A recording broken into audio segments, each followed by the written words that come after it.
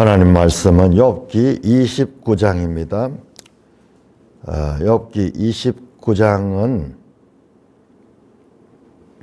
이제 욥의 마지막 발언입니다. 29장, 30장, 31장이 그러니까는 욥기 3장에서부터 해서 31장까지가 사실상 욥과 세 친구의 대화였고 27장 이후에는 욥의 지속되는 발언인데 이제 마지막 욥의 발언입니다. 그러니까 앞에 봤던 28장은 27장이나 29장이나 27장과 29장은 연결이 되는데 28장은 아주 독립되었어요. 그게 지혜 찬가가 그 속에 들어있습니다. 자, 욥기 29장 1절 욥이 풍자하여 이르되 나는 지난 세월과 하나님이 나를 보호하시던 때가 다시 오기를 원하노라. 그때에는 그의 등불이 내 머리에 빛이었고 내가 그의 빛을 힘입어 암흑에서도 걸어 다녔느니라. 내가 원기 왕성하던 날과 같이 지내기를 원하노라. 그때는 하나님이 내 장막에 기름을 발라주셨도다. 그때는 전능자가 아직도 나와 함께 계셨으며 나의 젊은이들이 나를 둘러 있었으며 스스로 내 발자취를 씻으며 바위가 나를 위하여 기름 시내를 쏟아냈으며 그때에는 내가 나가서 성문에 이르기도 하고 내 자리를 거리에 마련하기도 하였느니라. 나를 보고 젊은이들은 숨으며 노인들은 일어나서 쓰며 유지들은 말을 삼가고 손으로 입을 가리며 지도자들은 말소리를 낮추었으니 그들의 혀가 입천장에 붙었느니라. 귀가 들은 적 나를 축복하고 눈이 본 적 나를 정언하였나니 이는 부르짖는 빈민과 도와줄 자가 없는 고아를 내가 건졌음이라. 망하게 된 자도 나를 위하여 복을 빌었으며 과부의 마음이 나로 말미암아 기뻐 노래하였느니라. 내가 을을 옷으로 삼아 입었으며 나의 정의는 겉옷과 모자 같았느니라. 나는 맹인의 눈도 되고 다리 저는 사람의 발도 되고 빈궁한 자의 아버지도 되며 내가 모르는 사람의 송사를 돌봐 주었으며 불의한 자의 턱뼈를 부수고 노획한 물건을 그 이새에서 빼내었느니라. 내가 스스로 말하기를 나는 내 보금자리에서 숨을 거두며 나의 날은 모래알같이 많으리라 하였느니라.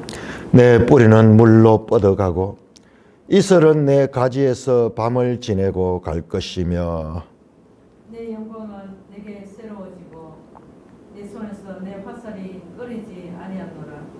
무리는 내 팔을 듣고 내 말을 듣고 희망을 걸었으며 내가 가르칠 때에 잠잠하였노라. 내가 말한 후에는 그들이 말을 거듭하지 못하였나니 나의 말이 그들에게 스며들었습니다. 그들은 비를 기다리듯 나를 기다렸으며 봄비를 맞이하듯 입을 벌렸느니라. 그들이 어지없을 때에 내가 미수하면 그들이 나의 얼굴빛을 무색하게 아니하였느니라. 내가 그들의 길을 택하여 주고 어뜸되는 자리에 앉았나니 왕이 군대 중에 있는 것과 같았고 애곡하는 자를 위로하는 사람과도 같았느니라. 오 하나님, 은혜를 감사합니다. 이 아침도 욥기를 통하여 우리에게 말씀하시고자 하는 하나님 말씀을 잘 깨닫게 하여 주시옵소서. 예수님 이름으로 감사하며 기도드리옵나이다. 아멘. 자, 욥기 29장 1절에서 25절 서두에서 말씀드렸듯이 욥의 마지막 발언입니다. 자, 한번 구조를 다시 한번 욥기를 지금까지 봤던 걸 한번 정리를 해보면요. 1에서 2장이 이제 하나에 있고, 이게 42장 서론, 이제 마지막 결론입니다. 여기에는 공통적으로 하나님이 등장하고, 그리고 여기는 사탄이 등장했죠. 여기는 하나님만 등장합니다. 자, 이것은 산문체로 되어 있다. 스토리로 되어 있다. 스토리. 이야기, 스토리. 내러티브라고 하면 내러티브. 자, 3장에서, 자, 우리가 지금 오늘 29장을 봤는데 31장까지 일단 이렇게 꺼내요. 그 뒤에는 32장에서 36장은 이건 따로 봅니다. 너무 복잡하기 때문에 일단 크게 여기 봐야 돼. 여기가 뭐냐면 신학 논쟁이었어요. 상대방은 세 친구 신학자, 세 친구. 이 사람들은 철저하게 보응의 원리, 인과응보의 원리라는 이 프레임을 가지고 이 모든 것을 판단하는 그와 같은 신학 사상가였습니다. 그러니까는 욥이 당하고 있는 이 모든 일들은 네가 죄를 많이 지었기 때문에 이와 같은 지금 고난을 당하고 있다. 그러니까 회개하고 네가 다시 회복되어야 된다. 하나님께 다시 나가라. 이들의 말은 보편적입니다. 거의 대부분 그게 맞아요. 그렇지만 욥의 경우는 다릅니다. 그래서 서론에서 그걸 강조했는 거예요. 서론에서 욥은 온전하고 정직하고 하나님을 경외하며 악에서 떠난 자다. 이게 반복해서 욥의 경우는 예외다. 이 친구들이 말하는 보응의 원리에서 제외되는 특별하고 예외적이고, 그리고 욥은 온전한 사람이다. 이런 단어를 안 붙이잖아요.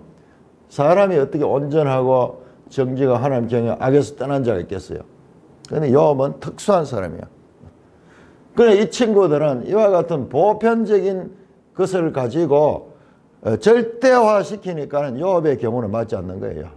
그래서 여기서 서로 논쟁이 벌어지고 있는데, 이 세 친구들은 25장까지 등장하고 3차례에 걸쳐 가지고 엘리바스 욥, 그 다음에 빌닷 욥, 그 다음에 소발 욥, 이런 식으로 세 사이클을 돌아가. 마지막에는 25장은 아주 짧게 빌닷이 나오고, 그 다음에 그 다음 차례 나올 순서였던 소발은 아예 등장하지 않았죠. 그러면은 26장에서 31장까지는 이제 욥의 이야기. 그런데 여기에서 이제 친구들은 페이드 아웃, 점점 처음에는 막 강하게 나왔다가 점점 없어지고, 논쟁을 해보니까 안 돼. 친구들이 욥이 확고한 거예요. 친구들이 흔들리고 있어. 점점 말수가 줄어들고 나중에는 침묵합니다. 그 대신 욥은 계속 이제 더 말씀하면 끝까지 자신은 이 무지하다. 너희들이 말하는 그런 죄를 짓고 악을 행했기 때문에 내가 지금 이와 같은 극심한 고난을 당한 것이 아니라. 알았죠? 맞잖아요. 자, 욥은 하나님께서 사탄에게 허락해 줬잖아요. 허락해 줬기 때문에 지금 당하고 있는 거거든요. 욥이 왜 그런지는 모르지만 욥의 말 자체는 맞아요. 그래서 때로는 보면은 욥은 반봉의 원리를 주장하는 것처럼 보이는데, 욥의 경우는 너무 억울하고 답답한 거예요. 친구들이 이 신학 원리를 가지고 욥을 판단하면서 계속 상처난 것을 더 덧나게 하고, 계속 이 뭔가 좀 아물라 그러면 거기다 또 공격을 하고 이렇게 해서 심각한 이와 같은 친구들로부터 위로를 하러 온 친구들이 오히려 재난을 주는 위로자라는 형용모순의 표현까지 나타난 거죠. 자, 그러면은 자, 여기에서 26장에서 31장 구절을 보면은 여기에 28장이 있었는 거예요. 28장. 자, 욥의 발언 그 사이에 28장이 지혜 찬가였죠. 여호와를 경외하는 것이 지혜요. 악에서 떠나는 것이 명철이다. 28장 28절에서 지혜 찬가를 합니다. 자, 우리가 어제 이 부분을 봤는데 일단 구절을 먼저 보고요. 이 지혜가 너무 놀라운 거예요. 그래서 욥기가 지혜서인 거예요. 지혜서. 욥기가 그냥 보면 그게 안 보이는데 자, 이런 이 욥의 발언 가운데 핵심의 지혜를 창조해요. 땅속까지 인간의 지식이 있었고 인간이 지혜가 있어가지고 땅속의 보석까지 커내오면서 저 깊은 갱도를 파가지고 거기서 귀한 것을 추구해 오지만은 그러나 지혜는 사람의 아무리 지혜로도 그 지혜는 찾을 수가 없다. 그러니까는 욥기에서 등장하는 게 뭐냐? 사람의 지혜와 하나님의 지혜 구별됩니다. 사람의 지혜와 하나님의 지혜가 돼요. 그럼 사람의 지혜로서는 아무리 이 세상에 이 다른 누구도 할 수 없는 다른 어떤 짐승도 할 수 없는 그런 그 땅 속에 있는 저 광물을 캐내 가지고 그래 가지고 그것을 재련해 가지고 귀한 보석으로 삼듯이 하지만은 그는 하나님의 지혜에서는 전혀 무식하다, 무지한 존재다. 그러면서 그리고 이 지혜, 이 하나님의 지혜의 가치는 세상의 어떤 보화를 갖다가 써도 살 수 없는 더 고귀한 것이다. 이게 지혜 찬가의 내용이에요. 그러면서 욥이 그 지혜는 어디 있느냐? 하나님만이 그 길을 아시고 하나님만이 그 있는 곳을 아시며 그리고 궁극적으로 바로 하나님을 경외하는 것이 지혜다. 지혜다. 호크마. 악에서 떠나는 것이 명철이다. 28장 28절이 이 핵심적인 메시지인 거예요. 그러니까 이 복잡한 내용이냐 궁극적으로는 그래 이 친구들은 지금 어디에 있는가 하면 이 사상이 사람의 지혜에 놓여 있고 욥의 경우는 사람의 지혜로서 알 수 없는 것이 있다는 것을 깨달아가는 과정이에요. 그게 아니구나. 그러면서 때때로 욥이 극심한 고난 가운데 영적인 각성이 일어나잖아요. 그래서 자기가 가지고 있던 기존 관념을 깨뜨리고 하늘의 구속자, 하늘의 중보자에 대한 요청을 하고 그리고 마침내는 19장에서 나의 대속자가 살아계시고 그리고 23장에서는 그가 나의 길을 아시나니 나를 단련하여서는 내가 정금같이 순금같이 될 것이다 하는 하나님의 그 인생들을 다루시는 욥에 대한 하나님의 계획까지도 알아내잖아요. 그렇지만은 자기도 모르게 그런 선포를 했지만 이게 맞는 이야기인지 아닌지 확인이 안 되고 있어. 그렇지만은 여기에서 하나님의 지혜로까지 욥의 생각들이 뻗쳐 올라가는 고난 받기 전에는 그 이 생각이 한계가 있었다면 이제 그 한계를 뚫고 하늘에까지. 그래서 시편 기자가 그렇게 말한 거야. 자기가 극심한 고난을 받는데 지나고 보니까는 하나님께서 나를 그 고난을 통과해서 넓은 곳으로 인도했다. 제가 시편에서 이 네 군데 그걸 찾아드렸어요. 네 군데 찾아. 지나고 보니까는. 그래서 시편 119편에 그렇게 말해요. 고난 당한 것이 내게 유익이라. 내가 이러하여 주의 율례를 배우게 된다. 주님의 말씀을, 주님의 뜻을 깨닫게 되었다는 거예요. 그러니 이 고난이 주는 유익이 있는데, 그러나 지금 그것에 대해서는 아무도 모르는 거예요. 아무도 모르고, 욥도 모르고 있는 거예요. 욥도 모르고 있는. 그런데 욥은 지금 고난 가운데 하나님께 부르짖지만 하나님이 계시지 않는 거예요. 그러니까 이 탄식도 하고 절망도 하고 때때로 영적 깨달음을 이해 가지고 희망을 가지고 소망을 가지고 그리고 확신을 가지는 그런 욥의 감정의 변화가 여기까지 나왔는 거예요. 여기까지 나왔는 거예요. 지금 이제 마지막에도 또 나올 거예요. 나오는데 그러면서 28장은 아주 어떤 면에서는 맥락으로는 생뚱맞지만은요, 이게 핵심 내용이 여기 있는 거예요. 여기 지혜. 이 지혜가 누구예요? 이 지혜. 잠언에 나옵니다. 잠언은 지혜자와 우매자의 이 대조를 통해서 지혜를 구하라. 여호와를 기억하는 것이 지혜의 근본이다. 지혜 창건하고, 그래서 이 지혜는 궁극적으로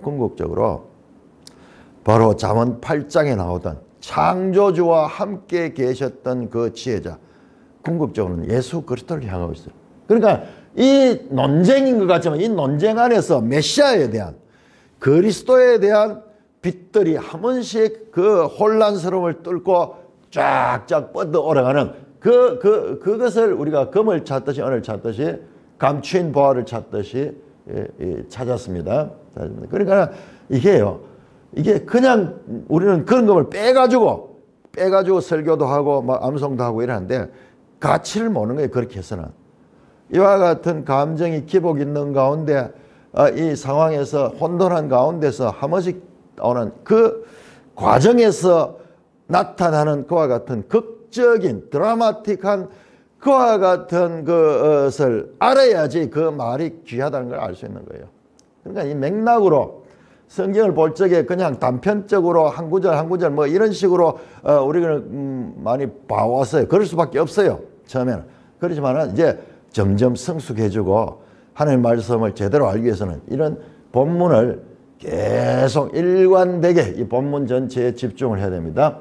자, 그래서 28장까지를 했고, 자, 29장에서 31장이 욥의 마지막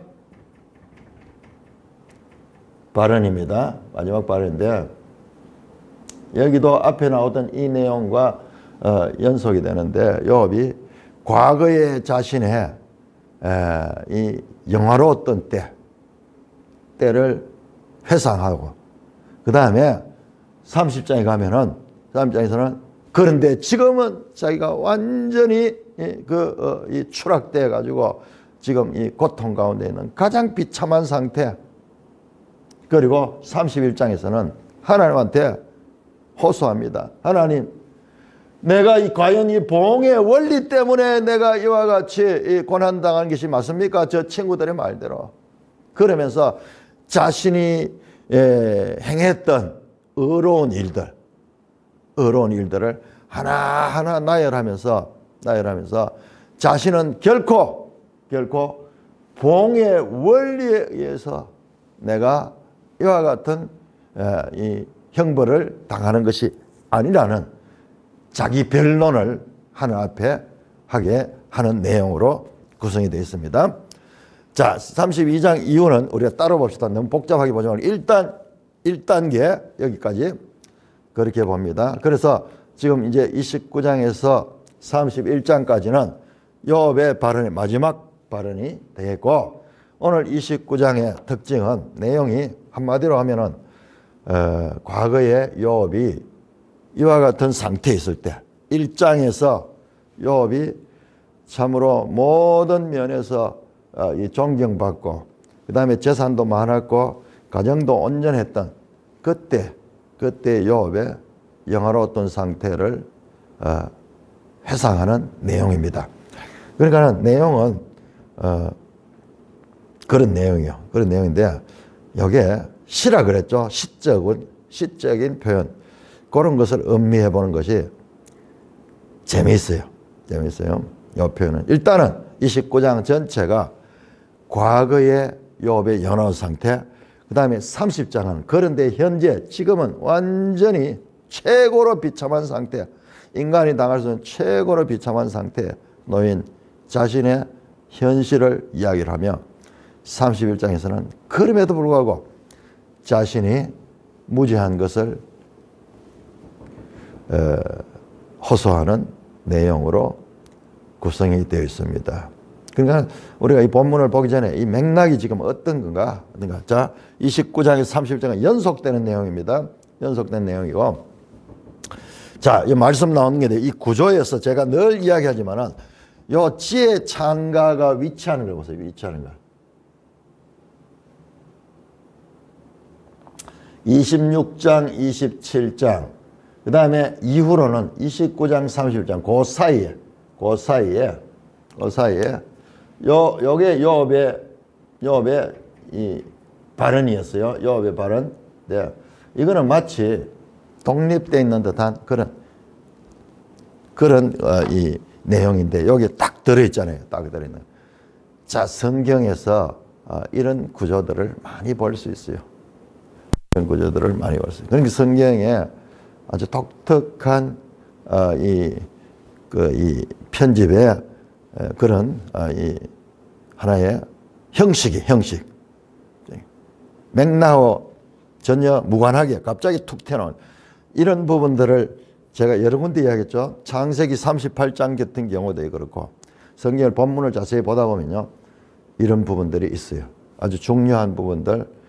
그러니까 우리가 그냥 쭉 이게 지금 스토리는 이게 두 개잖아요. 처음과 끝. 이 안에는 시라 그랬죠. 시의 그 특징은 그냥 사실적인 그 시간과 공간 속에 일어나는 이런 스토리가 아니고, 때때로 시는 비약이 있어요. 비약이. 그래서 시 안에서는 막 갑자기 막 이렇게 막 시공간을 초월하는 그런 표현들이 나타나게 되는 거죠. 자, 29장 이제 욥의 마지막 그와 같은 발언입니다. 욥이 풍자하여 이르되, 자, 이 말씀은 27장 보세요. 27장 1절과 똑같습니다. 욥이 또 풍자하여 이르되, 29장에 욥이 풍자하여 이르되, 그런 면에서 보면은 27장과 29장 사이에 요 28장이 여기에 아주 중요하게 자리 잡고 있는 그런 것을 다시 한번 알 수가 있어요. 알 수 있습니다. 나는 지난 세월과 하나님이 나를 보호하던 때가 다시 오기를 원하노라. 과거에 누렸던 그 하나님과의 평화로웠던 관계, 좋았던 관계가 다시 오기를 원한다. 그때는, 그러면서 보세요. 계속 그때는, 3절도 그때는, 그 다음에 4절도 중간에 그때는, 5절 시작에 그때는, 7절에도 그때는 과거 회상입니다. 그러니까 29장 전체가 과거 회상인데, 우리는 이걸 통해서 하나님께서 욥을 온전하고 정직하고 하나님을 경외하며 악에서 떠난 자라고 했던 그 상태를 우리가 더 자세하게 확인할 수 있습니다. 3절입니다. 그때는 그의 등불이 내 머리에 비치었고 내가 그의 빛을 힘입어 암흑에서도 걸어다니느라. 하나님의 등불이 자기 위에 있었다는 거예요. 그 빛을 힘입어 가지고, 하나님의 빛을 힘입어 깜깜한 데서도 걸어 다닐 수 있는 그런 하나님이 그와 함께 하시고, 그 하나님의 등불이 내 머리에 비쳤다. 자, 이 표현요, 우리 열왕기를 보면은요, 열왕기를 관통하는 표현이 있는데, 그게 뭐냐 그러면은 다윗의 등불이 꺼지지 아니했다 하는 표현이에요. 다윗의 등불이 꺼지지. 그러니까는 그냥 말을 보면은 우리가 이게 이야기인데, 이런 이제 성경과 성경과의 관계를 보면 이게 하나의 관용적인 표현이다. 하나님이 함께 하시고 지키시는 그런 표현이에요. 바로 이런 표현이요. 그의 등불이 내 머리에 비추었고 그가 내 빛을 힘입어 암흑에서도 그의 빛을 힘입어 암흑에서 건너다. 그만큼 어두운 세상 가운데도 하나님의 지혜를 가지고 하나님의 빛을 가지고 살았던 거예요. 내가 원기왕성하던 날과 같이 지내기를 원하라. 그때로 돌아가고 싶구나. 자, 우리는 압니다. 지금 욥은 하나님이 부재하고 있어. 하나님 부재하고 있어. 그래서 답답한 거예요. 답답한 거예요. 친구들도 이해하지 못하고. 그러나 우리는 알아요. 하나님이 부재하지 않아요. 하나님이 바로 옆에서 욥과 함께 하시고 욥의 아픔에 하나님도 공감하시고 단지 하나님이 아직 나타나실 때가 아니야. 요 숙성의 과정이 필요해요. 요 숙성의 고난이라는 그와 같은 그 과정들이 필요한 거예요. 때가 될 때까지. 우리가 시멘트를 제가 어제 시멘트 공사를 좀 했는데요. 시멘트를 이렇게 해가지고 그 공사를 하면요. 때가 될 때까지 기다려야 되지. 해놔놓고 바로 하면은 아무 힘이 없어요. 굳어야 돼. 양성해야 되는 시간을 기다려야 돼요. 김치를 담아가지고 김치가 푹 익어가지고 맛있게 되려고 그러면은 시간이 필요해. 기다려야 돼요. 우리의 신앙생활도 마찬가지야. 우리가 한번 은혜를 받고 우리가 어떤 기적적인 그런 하나님의 이 함께 하심을 경험하고 이랬다고 해가지고 그 사람이 변하는 게 아니에요. 시작이지.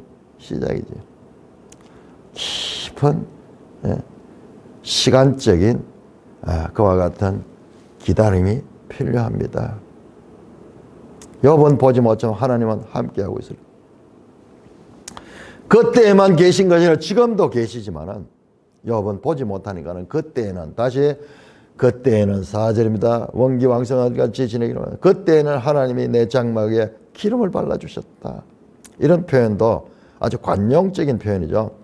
내 장막에 이 욥의 집에다가 기름을 발라주셨다. 복을 주셨다는 거예요. 복을 주셨다.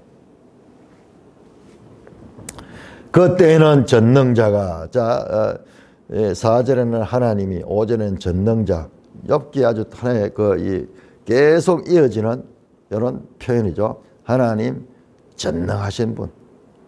그래서 우리가 사도신경 할 때 전능하사 천지를 만드신 하나님 아버지를 내가 믿사하며 이 전능하신 엘샤다이 이 말씀이요 얼마나 중요한지 몰라요. 사람은 할 수 없어도 하나님만은 할 수 있느니라. 그게 전능하신 하나님이 전능하신 하나님. 사람은 할 수 없어요. 구약 전체의 이 결론은요. 사람으로서는 할 수 없고 그러면 어떻게 절망하느냐? 아니야. 하나님께로 편입이 돼요. 그래서 하나님은 할 수 있는 거예요. 그래서 우리 인생들이 하나님의 께로 이 눈을 돌리고 그 하나님 경외하는 것이 그게 참 지혜다. 지혜라. 전능자가 아직도 나와 함께 계셨다. 욥은 모르지만 지금도 하나님은 함께 계셔. 그렇지만은 그것을 알지 못하니까 너무 힘듭니다. 그러니까 과거의 하나님은 욥이 이해할 수 있는 하나님이었어. 이해할 수 있는 하나님입니다. 지금 현재 하나님은 이해할 수 없는 하나님이야. 생각으로 보이도 않고 이해가 되지 않는 거야. 그러나 이해할 수 있는 하나님에서 이해할 수 없는 하나님까지도 우리가 믿고 인정하기 위해서는 이 과정이 필요해요. 이 과정. 이때 정말 넓어지는 거로 가는 거야. 우리의 이성과 우리의 합리적인 사고를 초월하는 그런 초월적인 신비의 하나님. 하나님의 지혜로 이 하나님의 지혜는요. 신비 하나님께서 열어주셔야 돼요.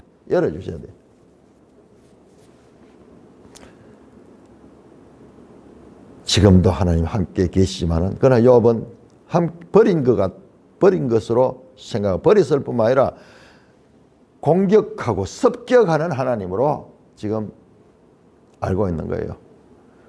그러니까 우리가 인생들이 고난을 받을 때는 그런 생각이 드는 거예요. 하나님이 나를 버리셨구나. 하나님이 나를 이와 같이 나를 치시는구나.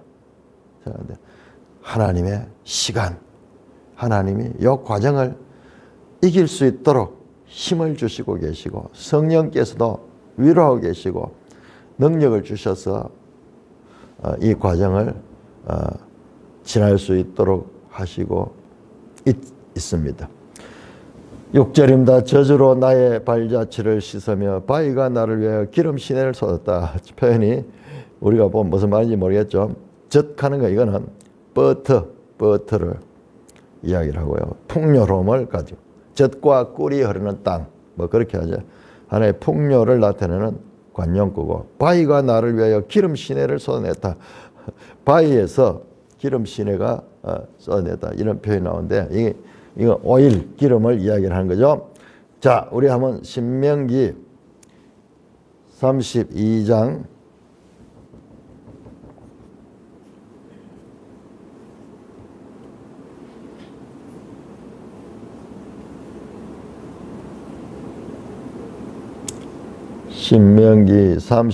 13절 한번 볼까요? 32장. 여호와께서 그가 땅의 높은 곳을 타고 다니게 하시며 밭에 소산을 먹게 하시며 반석에서 꿀을 굳은 반석에서 기름을 빨게 하셨다. 이런 표현이 우리는 무슨 말인지 이해가 안 되죠. 그런데 이쪽 지역이 하나의 관용적인 그런 표현입니다. 바위가 나를 위하여 기름 시내를 쏟았다. 자, 이거는 풍요롭던 그 시절을 욥이 동방에서 가장 큰 부자예요. 양이 7,000마리고 소가 3,000마리고 뭐 이랬죠. 어마어마하죠. 7절입니다. 그때는 내가 나가서 성문에 이르기도 하며 내 자리를 거리에서 마련하기도 했다. 자, 자신의 과거 시대에 그냥 단순한 풍요만 누렸던 자가 아니고 사람들로부터도 존경을 받았습니다. 내가 나 성문에 이르기도 하고, 이 말도 하나의 관용적인 표현이죠. 성문에 선다, 성문에 앉는다, 그런 표현이 많이 나오죠. 성문에 앉아, 이 재판은. 그러니까 사회적인 지도자가 되어가지고 존경받는 지도자가 성문에서 재판할 수 있는 그런 위치에 있었다는 거예요. 내 자리를 거리에 마련하기도 하였다. 이것도 마찬가지예요. 이 성문에 또는 큰 광장 같은데 거리에 자리를 마련하고 여기에서 무슨 연설도 하기도 하고 또는 큰 사회적 문제를 공론하며 거기에 대표로 참여해가지고 오늘날 국회의원 같이 그렇게 국민을 대표해서 회의를 하기도 하고 그렇게 했다. 욥이 과거에 단순한 부자만 아니라 사회적으로도 명망 있는 존경받는 지도자였다. 8절입니다. 8절. 나를 보고 젊은이들은 숨으며 노인들은 일어났으며 유지들은 말을 삼갔다. 과거에 하나하나 모십니다. 젊은이들은 숨었다. 이제 우리 보면 옛날에 과거에 보면은 우리 뭐 조선시대 같은 데 이런 보면 나리들이 말 타고 이래 지나가잖아요. 그러면 사람들 고개 숙이잖아요. 고개 숙이고 막 이라고 그러듯이 아마 그런 표현 같아요. 그 다음에 노인들은 일어났으며 노인들은 존경하는 표시로 일어나는 거죠. 일어났으며 유지들은 말을 삼가고 손으로 입을 가지며 유지들은 사회적 지도자들조차도 욥한테는 듣는 자세지 자기들이 주장하는 자세가 아니거든요. 지도자들은 말소리를 낮췄으니 그들이 혀가 입천장에 받아요. 욥의 권위가 얼마나 있는지 지도자들도 욥이 오면은 소리를 낮추고 혀가 입천장에부터 침묵해. 그만큼 욥이 권위 있는 그와 같은 인물이었다. 귀가 들은 적 나를 축복하고 눈이 본 적 나를 정언하였다. 이것도 하나의 시적인 표현인데 사람들이 욥에 대해서 축복하는 그런 이야기가 들려오고 봐도 이 욥을 이렇게 높이는 그런 평가들이 있었다. 12절 왜 사람들이 내한테 이렇게 존경을 했는가? 왜 사람들이 욥을 축복하고 욥을 인정해 줬는가? 이유가 나옵니다. 이는 부르짖는 빈민과 도와줄 자 없는 고아를 내가 건졌습니다. 여러분 한번 보세요. 지금 욥이 친구들이 이야기했잖아요. 욥이 네가 죄를 짓고 우리가 보는 그런 악을 행했기 때문에 지금 이 고난을 받는다 그러는데 얼마나 답답했겠어요. 정말 그런 일을 하고 그런 지적을 당하면은 그래도 억울할 텐데 욥은 그렇지 않아요. 욥은 온전하고 정직하고 하나님께 하면서 악에서 떠난 자입니다. 그랬듯이 욥이 그랬어요. 부르짖는 빈민과 도와줄 자 없는 고아를 내가 건졌다. 그들을 도와줬는 거예요. 그들을 위기 가운데서 구해줬는 거예요. 망하게 된 자도 나를 위하여 복을 빌었으며 과부의 마음이 나로 말미암아 기뻐했다. 망하게 된 자, 죽음이 임박한 자도 나를 복을 빌었다. 엘리바스는 안 그랬죠? 네가 과부의 것을 빼앗고 고아의 것을 이 고아를 학대하고 부자 앞에 가서는 이리 오라 그러면서 부자들은 높이고 약한 사람들은 무시하고 그랬지. 그런데 안 그랬다. 안 그랬대. 망하게 된 자들도 나한테 복을 빌고 과부들도 사회적인 그와 같은 어려움을 겪는 과부들도 나를 말미암아 기뻐 노래했다는 거예요. 왜? 욥이 그들에게 위로하고 도움이 되고 그들에게 힘이 되어줬기 때문입니다. 이래서 욥이 사회적으로 존경을 받았던 겁니다. 14절 내가 의를 옷으로 삼아 입었으며 나의 정의는 겉옷과 모자 같았느니라. 이 시적인 표현을 보세요. 내가 의를 옷으로 삼아 입었다. 의, 체데크. 정의는 미스파트. 우리말은 뭐 구별 안 되죠. 의와 정의 관계야. 근데 이건 알아야 되면 체데크.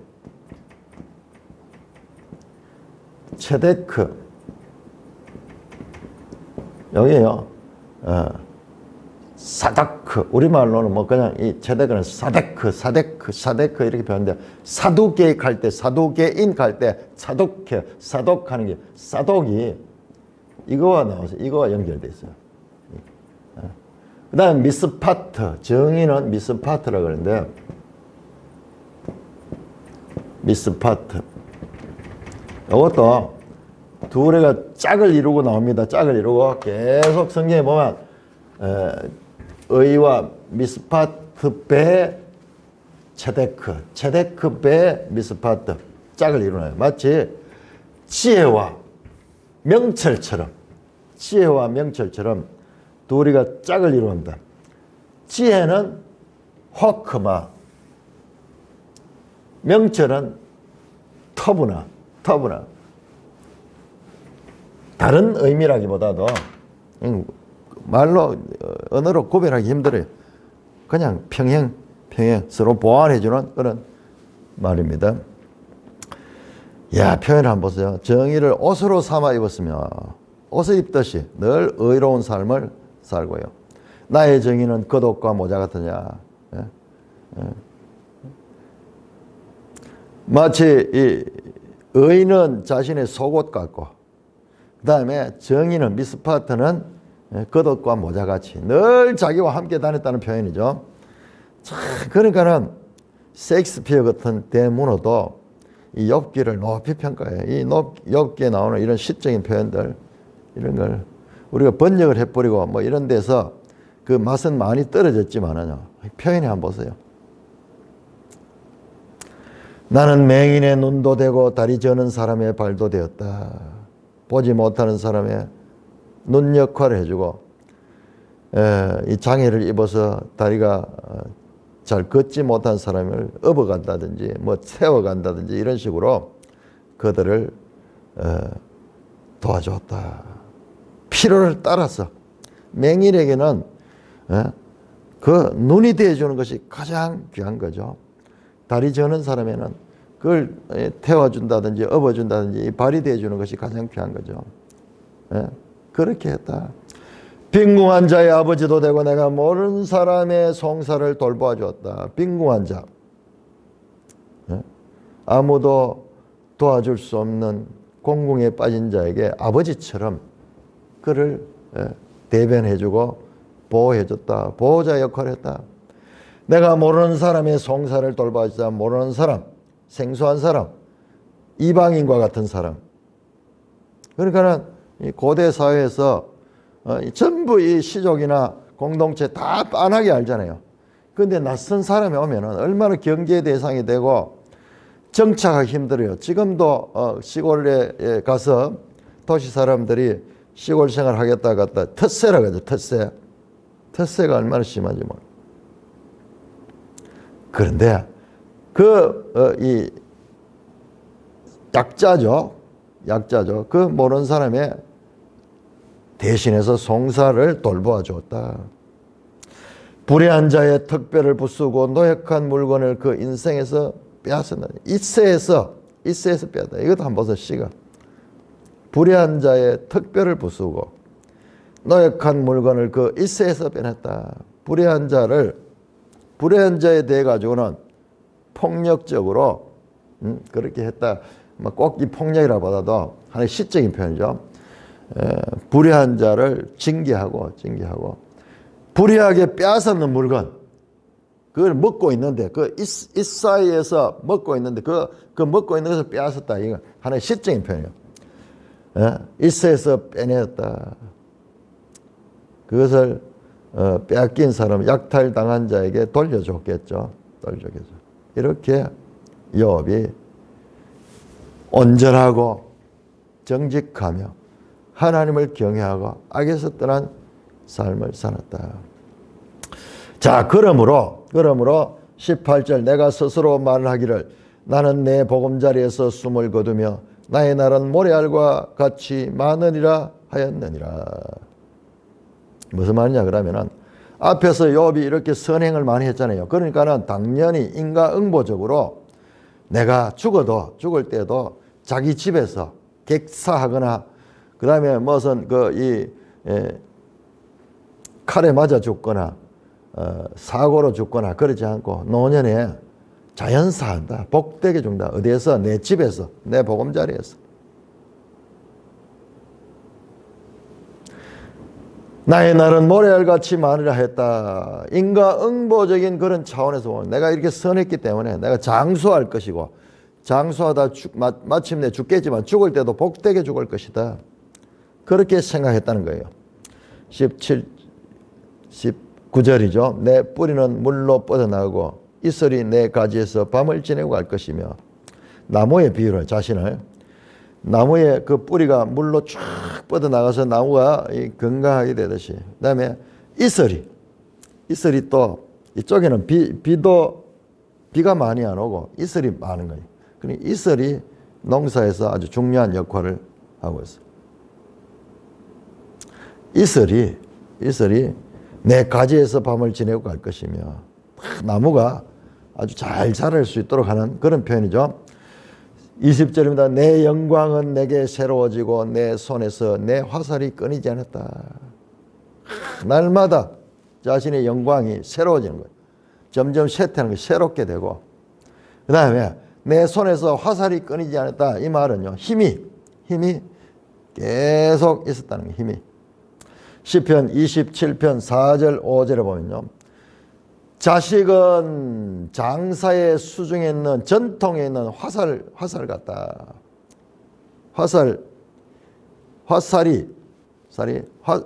활이 있고 화살이 있죠. 살은 이제 쏘는 거죠. 쏘는 거. 그게 몇 개 쏘고 나면 다 양이 떨어지잖아요.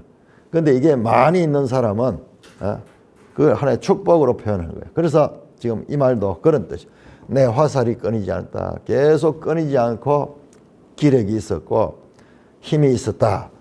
그런 표현입니다. 무리는 내 말을 듣고 희망을 걸었으며 내가 가르칠 때 잠잠했다. 사람들 앞에 서서요. 사람들 앞에 서서 요압이 말을 하잖아요. 그러면은 사람들이 딴 사람 말을 안 들어도 요압의 말을 듣고는 희망을 걸고, 요압이 가르칠 때 중간에 끼들거나 이렇게 하지 잠잠하게 경청했다. 내가 말한 후에는 그들이 말을 거듭하지 못하였나니 나의 말이 그들에게 스며들었다. 요압의 말이 뭔가 문제가 있고 부족하면은 사람들이 거기서 반발할 텐데 아무도 그렇지 않은 거예요. 마치 표현해 보세요. 기가 막히죠. 나의 말이 그들에게 물이 스며들듯이 스며들었다. 요압이 지혜롭고 그리고 겸손하고 그리고 구제하고 그야말로 한마디로 온전한 그와 같은 인물이었습니다. 그들은 비를 기다렸던 나를 기다렸으며 봄비를 맞이하듯 입을 벌렸느니라. 표현해 보세요. 비를 기다리던 나를 기다렸다. 봄비를 맞이하듯 봄비 기다리다 맞이하다. 시적인 평행을 이루면서 그 가물 때 농사꾼이 비를 기다리듯이 요압을 기다렸다. 입을 벌렸다. 그 입으로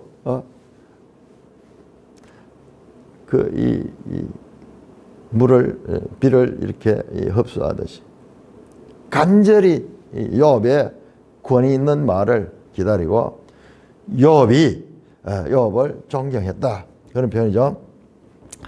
24절 그들이 의지 없을 때 내가 미소하면 그들이 나의 얼굴빛을 무색하게 아니하였다.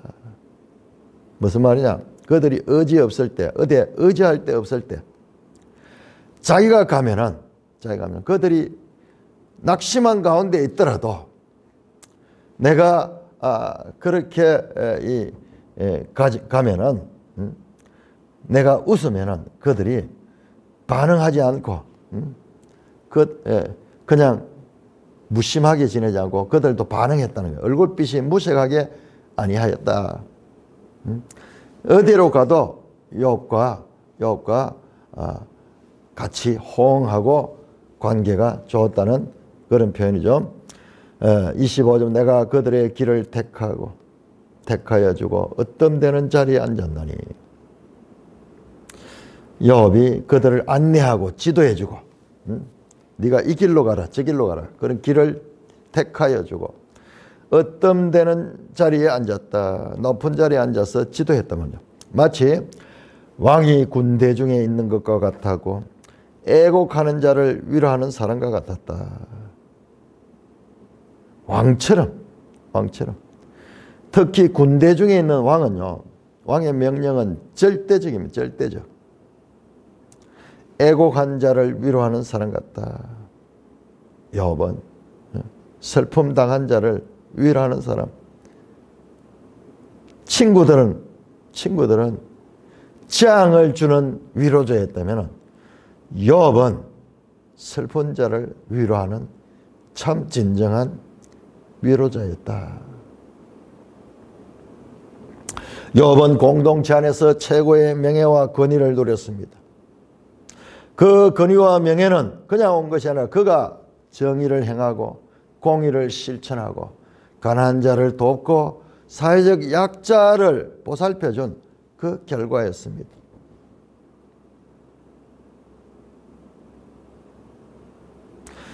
마지막 25절에서 내가 애곡하는 자를 위로하는 사람과 같았다 하는데 이제 30장에 이 말씀과 연결되고 오히려 이제는 내가 위로하는 자가 아니라 내가 무시당하고 내가 위로를 받아야 될 처지에 있다라는 말씀으로 연결됩니다. 자, 이와 같이 29장은 욥의 과거 영화로웠던 것, 저 하늘 높이 날개를 가지고 날아갔던 그 시절을 이야기한다면은 이제 이어서 나오는 30장은 그 높은 곳에서 추락하는 이야기로 이제 나타나게 됩니다. 30장은 우리가 내일 한번 살펴보겠는데요. 이와 같이 욥의 마지막 말은 욥의 과거의 영화로웠던 상태와 그러나 지금 현재 우리가 1절만 한번 볼까요? 30장 1절 그러나 이제는 과거 29장에 이렇게 영화롭고 높이 있었다면 날개가 있어서 이렇게 높이 날았다면 그 이문열의 소설입니까? 거기 보면은 제목이 추락하는 것은 날개가 있다 하는 말을. 그러니까 높이 되었기 때문에 이 추락이 더 강도가 높게 느끼는 거예요. 늘 가난한 사람은, 늘 밑바닥에 있는 사람은 더 이상 추락할 것이 없어. 그러나 높이 날았던 날개에 있는 사람들은 떨어질 때 그 강도가 더 심하죠. 자, 29장은 이와 같이 30장과 연결되는데 서로 대조되면서 극적인 효과를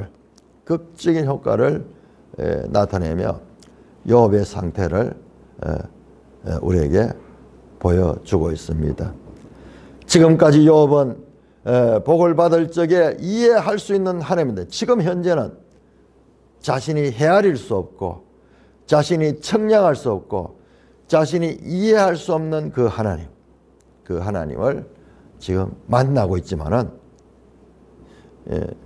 이 과정에서 이제 그가 더 넓어질 거예요. 자, 이와 같은 욥의 과거에 자신이 누렸던 복된 삶을 29장은 서술하고 있고 이제 이어서 30장에서는 얼마나 비참하게 떨어졌는가도 말하게 될 것입니다.